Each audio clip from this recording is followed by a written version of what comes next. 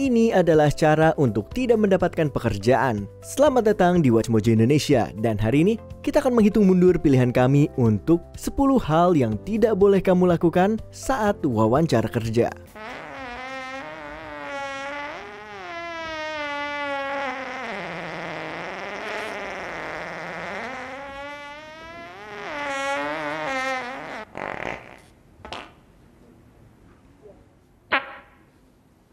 Was that a fart? Untuk daftar ini, kita akan melihat kesalahan terbesar dan paling umum yang sering dilakukan orang saat bertemu dengan calon pemberi kerja. Why do I want you as my assistant?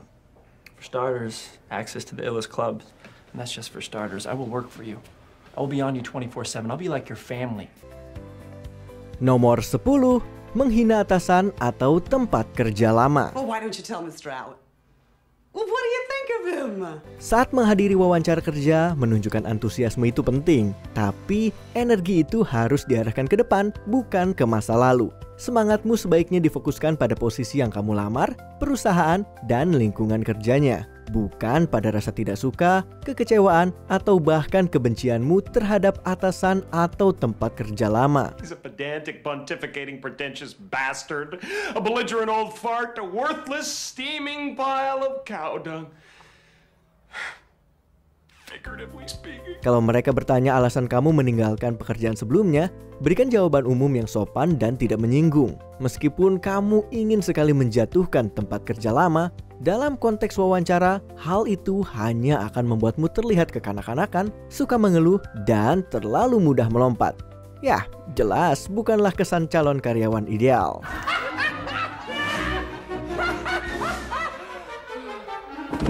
Nomor 9, berbohong. We want to tell you the stuff we're not good at, Our weaknesses. so we're clear up front.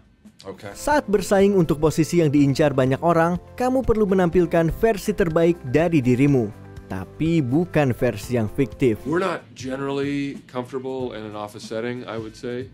I get cooped up. I won't go into an office that's ever been used before. Sebesar apapun godaan untuk melebih-lebihkan kualifikasi, keterampilan atau minatmu, itu hampir tidak pernah berakhir baik. Kemungkinan besar pewawancara sudah jauh lebih sering melakukan wawancara dibandingkan jumlah wawancara yang pernah kamu jalani. Dan mereka tahu cara mengenali kebohongan. Apalagi kalau posisi mereka berkaitan langsung dengan bidang yang kamu bicarakan. Mereka bisa dengan mudah menangkap ketidakakuratan yang kamu ucapkan. Apapun hasilnya, berbohong bukanlah cara yang tepat untuk memulai hubungan profesional. Jadi, jadilah dirimu yang profesional apa adanya. Other weaknesses, we're slow learners and we're not particularly good listeners. That'll be a huge problem. We're also slow learners. Nomor 8, mendominasi percakapan. We've come to this planet looking for intelligent life. Oops, we made a mistake. We're happy to be in America. Don't ask for a green card. Agar calon pemberi kerja bisa menilai apakah kamu cocok, mereka perlu mengenalmu baik sebagai pribadi maupun sebagai pekerja. Tapi, meski kamu adalah pusat perhatian dalam wawancara, itu bukan berarti kamu boleh menguasai pembicaraan sepenuhnya. Well, it's certainly a rough meeting and it's not going very well for me, I'll tell you that. Hey, boss, give it a chance. She's gonna loosen up any moment. Ini soal rasa hormat. Ada dinamika kekuasaan yang perlu dijaga. Jawaban ya atau tidak saja jelas kurang. Tapi, jawaban yang terlalu panjang, bertele-tele, dan keluar dari topik juga tidak bagus. Mengajukan pertanyaan kepada pewawancara bisa menunjukkan minat dan inisiatif, tapi jangan berlebihan. Bahkan memotong pembicaraan tanpa sengaja pun bisa terkesan tidak sopan. Cobalah berikan jawaban yang padat, terarah, dan jelas menjawab pertanyaan. Tidak terlalu singkat, tetapi juga tidak berputar-putar. Mr. Hillard, do you consider yourself humorous? I used to. There was a time when I found myself funny. But today, you have proven me wrong. Nomor 7, tidak melakukan follow up setelah wawancara. Mr. Huff, under your references, you listed Dale Doback, which I know is this gentleman. Inisiatif. Hampir semua pemberi kerja mencarinya. Dan salah satu kesempatan pertama untuk menunjukkannya adalah dengan mengirim email tindak lanjut setelah wawancara. You also listed Jesus Christ, our Lord and Savior. Yeah. Yeah, we are looking for people we can contact. Tidak peduli kamu merasa wawancaranya berjalan baik atau buruk, tindak lanjut hanya akan memberimu keuntungan. Selain menunjukkan inisiatif, ucapan terima kasih kepada pewawancara juga menunjukkan bahwa kamu profesional dan sopan. Hal ini juga menegaskan kembali antusiasme dan keinginanmu untuk mendapatkan posisi tersebut. Pada akhirnya, terlepas dari keterampilan teknis yang dimiliki, bukankah itu yang dicari oleh kebanyakan perusahaan? We're so close. So what do we do for job? Nomor 6, makan, mengunyah, atau minum selama wawancara. So we gonna do this thing or what? Is this happening? Lapar, haus, atau ingin mengunyah permen karet sebelum wawancara? Nanti saja. Kalau sudah dapat pekerjaan, kamu bisa makan, minum, atau mengunyah sesukamu. I can see how that wouldn't be enticing to you. Tapi, untuk bisa mendapatkan sumber penghasilan itu, sebaiknya tahan dulu selama wawancara berlangsung. Membawa makanan atau minuman sendiri hanya akan mengganggu, membuatmu terlihat gugup, tidak fokus, atau bahkan tidak sopan. Kalau pewawancara menawarkan kopi atau air, silahkan diterima. Tapi, membawa sendiri minuman atau makanan ke ruang wawancara hanya akan memberikan kesan yang kurang profesional. Lagi pula, kamu mau ambil resiko menumpahkan sesuatu ke pakaianmu. That sounds good. Nomor 5, lupa mematikan perangkat dan elektronik. Hire William Davis and your clients will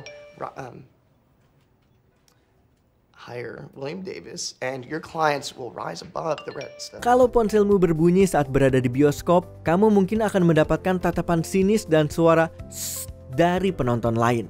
Tapi, kalau itu terjadi di wawancara, bisa-bisa pekerjaan yang kamu incar langsung melayang. Menjawab pertanyaan sulit saja sudah cukup menantang, apalagi kalau pembicaraanmu tiba-tiba terpotong oleh dering ponsel tepat saat kamu sedang menjawab dengan lancar. My girlfriend and I are having a fight. Do you mind if I What could be more important?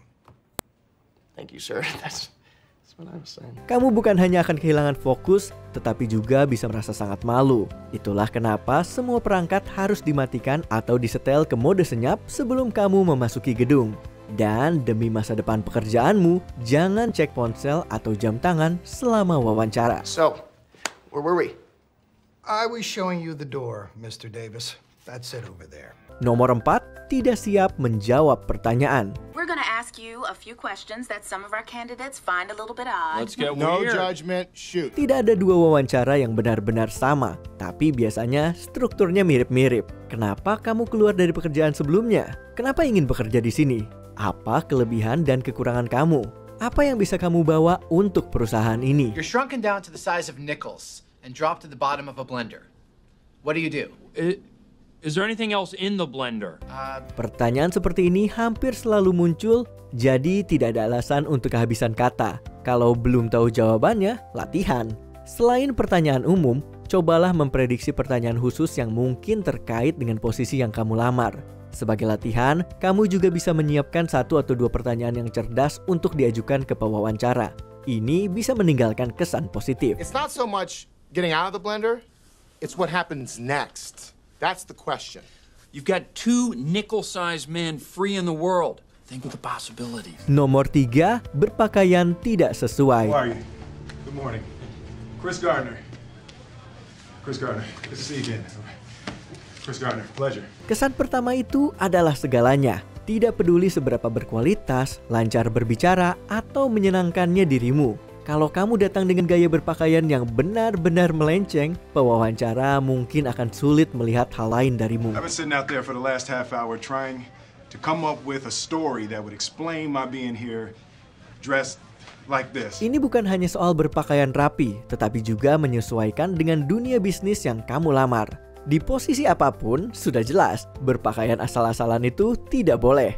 Tapi, penampilan bisnis profesional juga tidak selalu cocok. Kalau kamu melamar di industri fashion atau budaya, setelan jas atau blazer mungkin justru membuatmu terkesan kurang nyambung dengan bidangnya. Intinya, berpakaianlah agar terlihat menyatu. What would you say?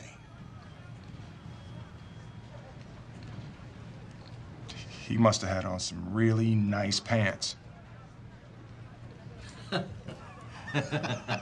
Nomor 2, tidak mencari tahu tentang perusahaan. We need to find someone who can survive here. Do you understand? Yeah, of course. Who's Miranda? Oh my God, I will pretend you did not just ask me that. She's the editor-in-chief of Runway. Apakah kamu paham benar apa yang sebenarnya dilakukan perusahaan yang mewawancaraimu? Lebih penting lagi, apakah kamu benar-benar mengerti posisi yang sedang mereka tawarkan? saat mencari kerja, seringkali kita menggunakan cara tembak banyak, mengirim CV ke sebanyak mungkin lowongan yang kelihatannya relevan, berharap ada yang nyangkut. Itu sah-sah saja di tahap awal. Tapi kalau kamu masuk wawancara hanya dengan pengetahuan dangkal soal pekerjaan yang kamu bilang ingin diambil, itu tidak menunjukkan kalau kamu adalah calon karyawan yang wajib dimiliki. Perusahaan mencari orang yang antusias. Jadi, mau kamu benar-benar tertarik atau tidak, kalau ingin pekerjaan itu, luangkanlah waktu dan tunjukkan minatmu. Runway is a fashion magazine, so an interest in fashion is crucial. What makes you think I'm not interested in fashion? Sebelum kita lanjut, jangan lupa subscribe dan tekan tombol bel untuk mendapatkan notifikasi tentang video terbaru kami. Kamu bisa memilih untuk mendapatkan notifikasi secara berkala atau setiap kali kami mengupload video. Kalau kamu menggunakan handphone, pastikan untuk menyalakan notifikasi pada bagian pengaturan. Nomor 1, datang terlambat. If you would you walk us through a typical day for you? Yeah, great. Well, I generally come in at least 15 minutes late. Yah, sederhana, tapi sangat mudah dilakukan. Dan sangat fatal untuk peluangmu mendapatkan pekerjaan. Sayangnya, sehebat apapun kemampuan manajemen waktumu, selalu ada kemungkinan sesuatu akan mengacaukan rencana di hari wawancara. Bisa saja macet parah, kereta mogok, atau mobil bermasalah. The thing is, Bob, it's not that I'm lazy. It's that I just don't care. Kamu tidak akan tahu sampai itu terjadi. Tapi kamu sudah harus mengantisipasinya. Karena bagi pewawancara, alasan tidak ada artinya. Di hari penting itu, jangan jadwalkan apapun sebelumnya. Pasang alarm cadangan dan berangkat lebih awal kalau perlu. Listen, I'm gonna go. It's been really nice talking to both of you guys. Absolutely. Apakah kamu setuju dengan pilihan kami? Cek juga video keren lainnya dari WatchMojo Indonesia. Jangan lupa subscribe dan tekan tombol bel untuk mendapatkan notifikasi tentang video terbaru kami.